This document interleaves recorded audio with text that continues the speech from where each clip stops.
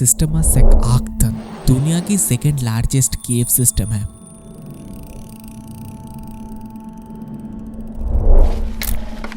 ये केव्स का हाईवे है। आक्तन में 200 से ज्यादा एंट्रेंस है। ये बिल्कुल एक कुआं की तरह होता है।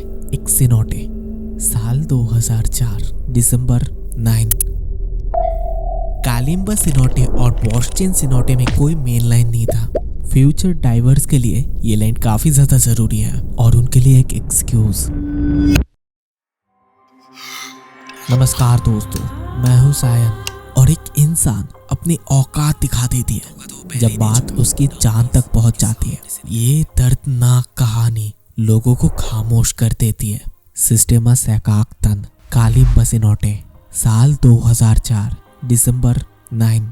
और यहाँ से हमारी कहानी शुरू होती है। उस दिन 9 डाइवर्स थे। वो 2 टीम में डिवाइड हो जाता है। दोनों का ही अलग अलग रोल होता है। पहला टीम जो एक्चुअल काम करेंगे, 5 लोगों की ये टीम है। इनको मेन लाइन संभालना है और एरोस को फिक्स करना है। सेकंड टीम है टूरिस्ट टीम। इनको कुछ नहीं करना, जो काम हो रहा है उसे देखना है। ये 4 लोगों की टीम होती है जिसमें एक मैरिड कपल होता है, बिल और जेन दी डाउनी कपल। उनके टीम में माइकल और केंट भी था। ये दोनों दोस्त होते हैं। भले ही वो एक दूसरे से पहली बार मिल रहे हैं, लेकिन डाइविंग में सब दोस्त ही होते हैं। पहली 5 लोगों की टीम निकल पड़ती है। किसी को कोई आइडिया नहीं कि आज क्या होने वाला है। कुछ देर बाद सेकंड स्क्वाड भी निकल पड़ती है। पाथ सिंपल था। ये जो मेन लाइन है वो 1 नहीं 2 होंगे और बीच में तो जंप लाइन भी होगा। कुछ चीजें जो आपको शायद पता नहीं होगा, हम जब जूडेन केव की केस स्टडी कर रहे थे वहां पर हमें कुछ एरोज देखने को मिले थे। ये जो एरोज है ना, ये डाइवर्स को दिशा दिखाती है कि जाना किस तरफ है। But this is not the only thing that does it. PNDS, हम इसे कुकी भी कह सकते हैं। ये नॉन डायरेक्शनल मार्कर होता है। डायरेक्शनल मार्कर से पूरा ऑपोजिट होता है और यही चीज इनके पूरे जर्नी में यूज हुआ था। और इस चीज को थोड़ा सा दिमाग में रखना, हम बात करेंगे। ओके, तो 5 लोगों की पहली टीम पासो दे लगार्तो मेन लाइन के पास पहुंच जाती है। ये लाइन पहले से ही था, मतलब ये बहुत नॉर्मल है क्योंकि इस रूट पे कोई मेन लाइन नहीं था, इसलिए वो लोग लगा रहे हैं। यहाँ पर एक जंप लाइन होगा। मतलब क्या है ना, बीच में अगर मेन लाइन है तो हमें रोप वेस्ट करने की जरूरत नहीं होती। इसको ही हम as a secondary main line use कर सकते हैं और ये कनेक्टेड रहता है एक जंप लाइन से। तो चीजें काफी स्मूथ जा रही थी। मेन लाइन को क्रॉस करके वो वापस से एक जंप लाइन लेते हैं। इनके पूरे जर्नी में, इवन इन जंप लाइन में भी ये लोग कुकीज का यूज करते हैं। टूरिस्ट टीम पीछे ही थी। अब शुरू होने जा रही थी एक नया मेन लाइन, बोस्टन लाइन। वो धीरे धीरे बोस्टन सिनोटे तक पहुंच चुके थे। इसके बाद सेकंड टीम आगे बढ़ना बंद कर देती है। जंप लाइन को क्रॉस करके वो 3 मिनट तक आगे बढ़ते रहे, फिर रुक गए। रीजन बड़ा ही सिंपल था, उन लोगों को बोस्टन लाइन मिल चुका था। इसका मतलब ये निकल के आता है कि फर्स्ट टीम सही सलामत बोस्टन सिनोटे तक पहुंच चुके हैं। तो शायद कोई रास्ता नहीं भटका और काम पूरा हुआ। अगर ये लाइन नहीं होता तो ये समझा जाता कि रास्ता वो लोग भटक चुके हैं और तब जाके शायद ये टीम बैकअप स्क्वाड की तरह काम करती और उनके पास जाके उन्हें सही रास्ता दिखाती। लेकिन चीजें यहाँ पर ही खत्म नहीं होता। वापस जाते टाइम अगर ये टीम खो गई तो पहली टीम को इस बात की भनक तक नहीं लगेगी। लेकिन उनके पास इस प्रॉब्लम का सलूशन भी था। जंप लाइन में एक कुकी था जो फर्स्ट टीम के द्वारा आते वक्त लगाया गया था। इसको हटाने का ऑर्डर मिला था सेकेंड टीम को। इसे हटाने का मतलब है वो लोग यहाँ पे सही सलामत आए थे और अब वो यहाँ से चले गए। तो फर्स्ट टीम जंप लाइन को चेक करके कालिम्बा सिनोटे तक पहुंचने लगे। जंप लाइन में कुकी नहीं था, मतलब चीजें प्लान के मुताबिक ही चल रहा है। और जब वो लोग कालिम्बा सिनोटे तक पहुंचे, सरप्राइजिंगली उनका कोई इंतजार नहीं कर रहा था।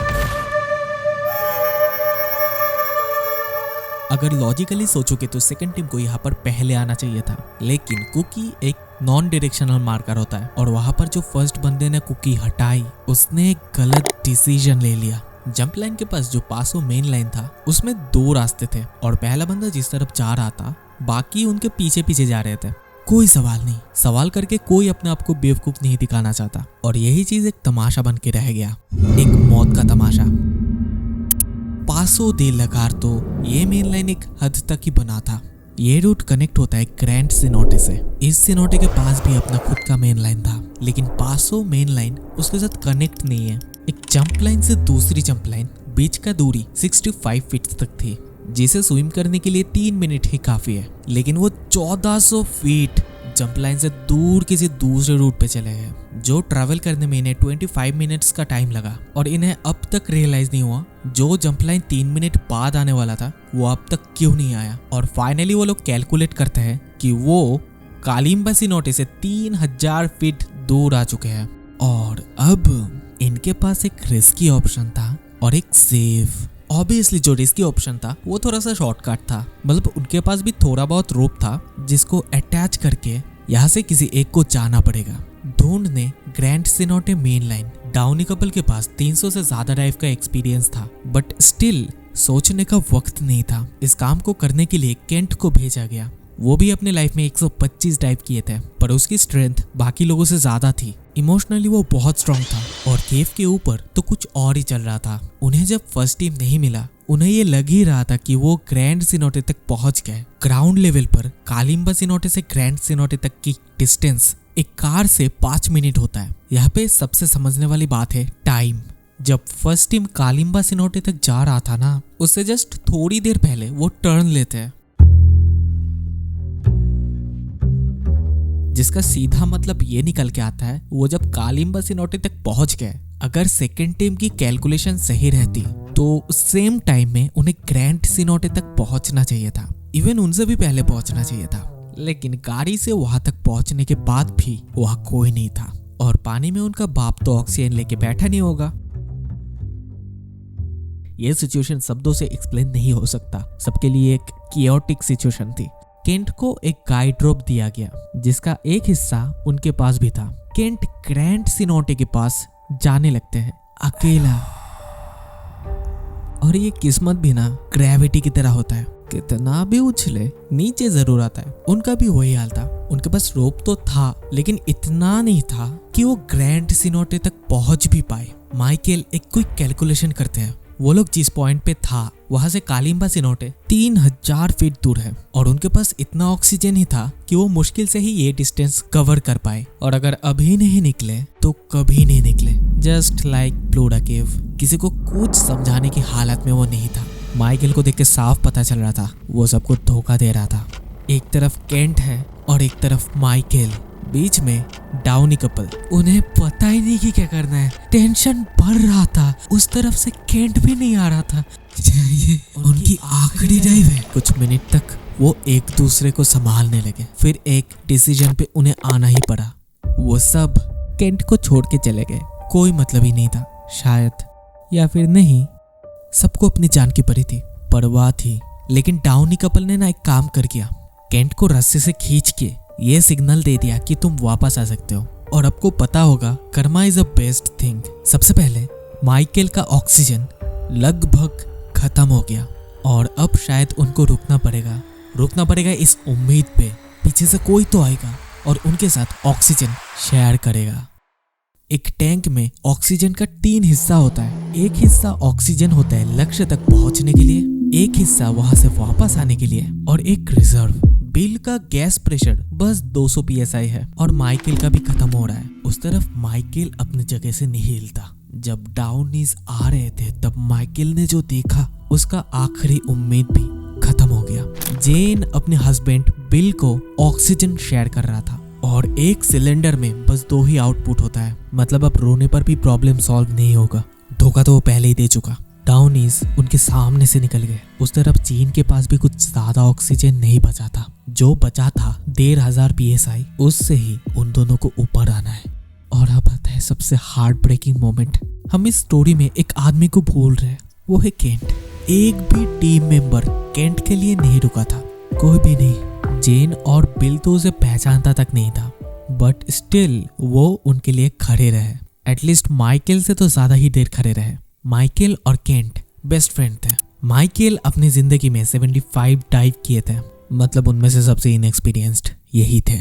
जो सबसे ज्यादा डर जाता है, ब्रीदिंग रेट ऑटोमेटिकली बढ़ जाता है और ऑक्सीजन भी सबसे पहले खत्म होता है। लेकिन केंट को भी ये बात बहुत अच्छे से पता था, अगर उसने ऑक्सीजन शेयर किया तो शायद दोनों में से कोई नहीं बचेगा।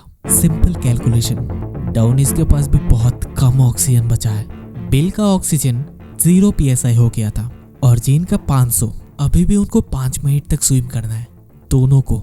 और इस तरफ ये लग रहा था कि केंट के लिए ये बहुत बड़ी डिसीजन नहीं है। उसने उस वक्त वही किया जो एक सच्चा दोस्त करता है। उसने ऑक्सीजन शेयर किया। ये जानते हुए भी दोनों मरने वाले हैं। 8 टन कालीन बसिनौटे। डाइवर्स तैयार है। उनका ऑक्सीजन कम बचा होगा। अचानक पानी में से बबल्स आ रहे थे। क्या उन लोगों को रास्ता मिल गया? क्या वो सब लोग बच गए?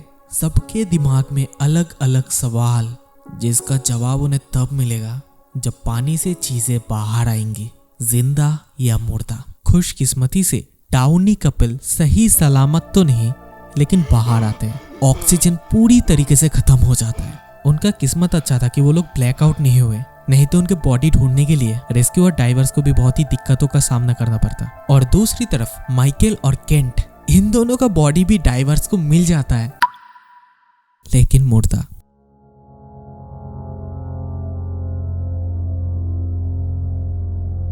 उन दोनों का किस्मत तय था। एक छोटी सी गलती जिसकी वजह से डायरेक्शन का पता नहीं चला। वो छोटा सा एक एरो, वो इनसिक्योरिटी कि हम बेवकूफ ना दिखे और बिना सवाल किए सबके पीछे जाना, बिल्कुल किसी भेड़ बकरियों की तरह, आज वजह बन गया उनके मौत का। वीडियो देखने के लिए शुक्रिया।